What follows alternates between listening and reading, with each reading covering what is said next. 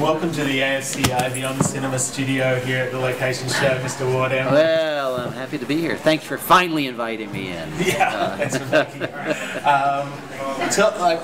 This morning when you were talking to the film commissioners at the meeting, you mentioned you'd been kind of on this road for 20 plus years on this stint. And had another stint earlier in your career as well.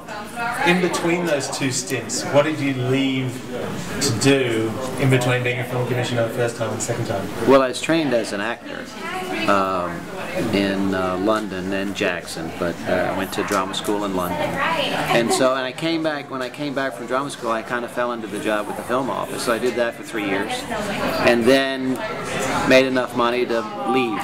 And so I moved out to LA to be an actor, but I had worked in production, and so people would call me up to location manage this or location manage that. So I was out here working as an actor and as a location manager and a unit manager. So. Does that having that in front of the camera experience, does that give you a different insight and maybe more compassion and empathy for people that are making films? Well, I certainly know. I mean, yeah, I think all experience is good. You know, being a film commissioner first helped me as a location manager, and then being a location manager has helped me as a film commissioner this time around. But being involved in the environment of film, you know, of filmmaking, is certainly helpful and useful. You know, I tell my communities, it's hard work. What we're doing here in terms of filmmaking is not easy, and we have to respect the work, and we have to respect the people doing the work, and it all helps. It all plays one into the other. Is there a project that you're proudest of having brought to Mississippi? Is there something that may have gone somewhere else, or that? Well, you know, I'm not competitive in that way, so it's not like, oh, we got that from somebody. The film that I liked the most, that has the most meaning to me, was a movie called My Dog Skip, which was filmed in Canton, mostly in Canton, Mississippi, and it was based on a remembrance by a Mississippi writer named Willie Morris, who was a terrific Mississippi writer, so it was a very special film in that Willie was on the set every day, and Willie had become a friend of mine and became a better friend of mine. He's a great chronicler of Mississippi, so you had this feeling on the set all the time, this spirit on the set. And then when the movie came out, I mean, the movie played forever. It was a little film, you know, a little $6 million movie that, you know, was in the theaters in New York for months and months and months. And so, I mean, we were very proud of the effort, very proud of the making of that film. But then when it got into the theaters, you knew, it was such a sweet film, you knew that people were seeing a little slice of growing up in Mississippi that they never ever thought about, and you know that at least one person in every one of those film screenings, you know, all across this country, at least one of those people was going to go to a bookstore or to a library and look up Willie Morris and maybe get another book by Willie Morris, and so the impact went beyond just having a movie. It really was about, here's Mississippi, here's growing up in Mississippi, and here's a really terrific Mississippi writer that you may not know anything about. And so that's a great impact of a lot of the things that we do in Mississippi, because a lot of the films in Mississippi have been by our writers or about our writers or about our culture, and so it's an opportunity to spread that, and that's very important to us in our office. Spreading that and having like productions come to town that might rub off on locals and local Indigenous filmmakers. Yeah. Have you found that part of your role has been supporting, you know, Indigenous Mississippi filmmakers who kind of inspired? It's always been. I mean, Nina Parikh in our office, you know, was a young filmmaker, and we've been lucky enough to keep her around for 16 years, and but the big part of the big push for us was always the Indigenous filmmaker. And I'm not saying this just because you're sitting there, but I've always wanted to be Australia when we grew up in Mississippi. You know, I've always wanted to be this environment of creativity in the filmmaking world. You know, where I wanted. We have stories to tell in Mississippi. We have great stories to tell and great storytellers, and this generation is filmmaking storytellers, and we do feel a responsibility to that storytelling heritage, to make filmmakers part of the next generation of that. Is there someone in particular we should watch out for, or someone you found in the last few years who you think's doing interesting work who we may not know hails from?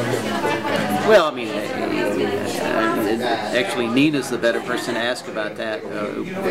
But you know, Tate Taylor, who I mean everybody knows about. I don't have to tell anybody about Tate Taylor. He you know, he did The Help, and Tate did the movie that's about to come out. It'll come out in August, called Get On Up, about James Brown. But you know, Tate's a terrific filmmaker. He's made some really good films, and he's got a big future. But I'm trying to think of other filmmakers. I mean, of course, Charles Burnett, who's a terrific, you know, legendary independent filmmaker, is from Mississippi. And you know, for a long time, we haven't had directors. We've had actors. I mean, we've had a lot of actors out of Mississippi, as you know. And then but we haven't had directors. And so you had Charles Burnett, and now we have Tate, we've always even had producers. You know, Larry Gordon, who's a legendary producer here in LA, is from Belzona, Mississippi, and Bronson Green, who produced The Help, is from Jackson, and Tom Rice, who's produced a few things, The Way Back, and The Rising Place, which he also directed, is from Jackson, Mississippi. Directors, we haven't had the breakout, you know, more breakout directors, but they've all been overshadowed by that legion of actors that we have from Mississippi. If you could ask your governor or your government for something extra, something different that would help bring more filmmaking to the Mississippi area, what would it be? Well, you know, we have a good incentive, and about 6 years ago, one of the guys from upstairs said, "So what's next?" And it's like, well, we're going to keep improving the incentive. You're always tweaking and thinking, and how do you make that better? I said, but we're doing a really good job of incentivizing the production. Now we have to find ways to incentivize the producer, to encourage somebody to come to Mississippi, make a commitment to Mississippi, and create work in Mississippi, so that we can. Well, you never control the pipeline of production, but if you can create a pipeline of production that is consistent, then you can build workforce training programs, and then you can build infrastructure development programs, and then you're talking about business development, and that's a big thing. That's, you know, whether it's a film fund or a guarantee program or something like that. That's what we think.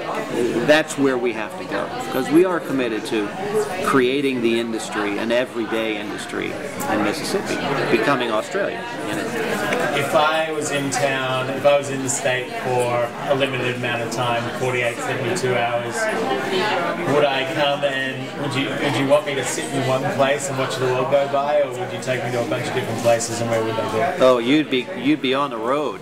You know, there's so much to see. You know, from a location standpoint, you know, the variety of locations, from the beaches of the Gulf Coast to the antebellum homes, the pre-war homes in Natchez and Columbus, and the Mississippi Delta, where the blues was, you know, born, and you know, Jackson, with, you know, all the things going on in Jackson, and Tupelo, where Elvis is from, Meridian, where Jimmy Rogers is from. I mean, come on, I can do this all day long. You know, you would not be sitting still. You would be seeing the world. You'd be seeing your world go by, because you'd be seeing, you know, all of these people that are part of your, you know, cultural consciousness. So then, if I had to eat one meal, what meal would it be? Well, I'm sure it would be barbecue somewhere, or, you know, barbecue, fried catfish, good fried chicken at Two Sisters Restaurant in Jackson, Mississippi. You know, but it's the fresh fish more than anything that you would want if you eat fish. Very cool. Well, thanks for spending a few minutes with us. Sure. Thank you. Appreciate it. Yeah. Very cool.